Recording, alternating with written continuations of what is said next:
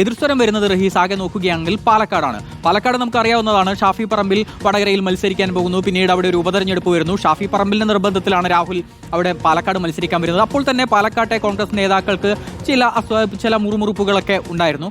ആ രീതിയിൽ തന്നെ ഇപ്പോഴും സംസ്ഥാന നേതൃത്വത്തിലെ മുതിർന്ന നേതാക്കൾ രാഹുലിനെ അനുകൂലിക്കുമ്പോഴും പാലക്കാട്ടെ ചില നേതാക്കൾ ഇടഞ്ഞു തന്നെ നിൽക്കുകയാണല്ലോ. അത് നമ്മൾ പ്രതീക്ഷിക്കുന്നതുമാണല്ലോ.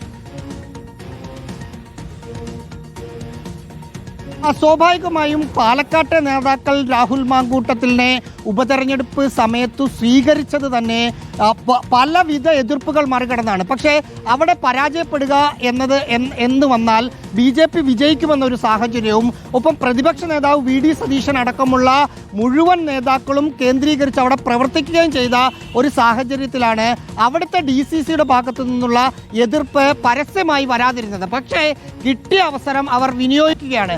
അവിടുത്തെ പ്രാദേശികമായ പല നേതാക്കളും, ഇപ്പോൾ പാലക്കാട് യൂത്ത് കോൺഗ്രസിന്റെ പ്രസിഡന്റായിരുന്ന സദ്ദാം ഹുസൈനെ പോലുള്ള ആളുകൾ ആദ്യം തന്നെ രാഹുൽ മാങ്കൂട്ടത്തിന് എതിരായ നിലപാട് അവിടെ മത്സരിക്കാൻ വന്ന സമയത്ത് തന്നെ എടുത്തതാണ്. പിന്നീട് അത് സെറ്റിൽ ചെയ്തു. പക്ഷേ ഇപ്പോൾ ഒരു വിവാദമുണ്ടായപ്പോൾ അന്ന് എതിർ നിലപാട് സ്വീകരിച്ചിരുന്ന ആളുകൾ വീണ്ടും തലപൊക്കുകയും ഇത് രാഷ്ട്രീയമായി രാഹുലിനെ തിരിച്ചടിക്കാനുള്ള അവസരമായി കണ്ട് അവർ പ്രതിരോധിക്കുകയാണ്. അതാണ് അടൂർ പ്രകാശും M ഹസനും പോലുള്ള മുതിർന്ന നേതാക്കൾ പറഞ്ഞത് തള്ളിപ്പറഞ്ഞ് DCC സെക്രട്ടറിമാർ രംഗത്ത് വരുന്ന കാഴ്ച എന്ന് പറഞ്ഞാൽ ഗ്രൗണ്ട് രാഹുലിന് എതിരാണ് എന്ന് പറയാതെ പറയുകയാണ്. കാരണം നമ്മൾ മനസ്സിലാക്കുന്നത് രാഹുൽ ഓണത്തിന് ശേഷം പാലക്കാട്ടേക്ക് പോകും. ആ മണ്ഡലത്തിൽ നിന്ന് വിട്ടു നിൽക്കാൻ സാധിക്കില്ല എന്ന് ഏറ്റവും അടുപ്പക്കാരായ കോൺഗ്രസ് നേതാക്കളോട് പറഞ്ഞു കഴിഞ്ഞു എന്നാണ് മനസ്സിലാക്കുന്നത്.